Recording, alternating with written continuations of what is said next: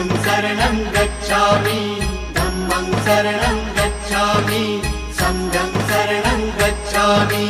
त्यागमूर्ती तू शांत चित्त तू योग रूप संसारी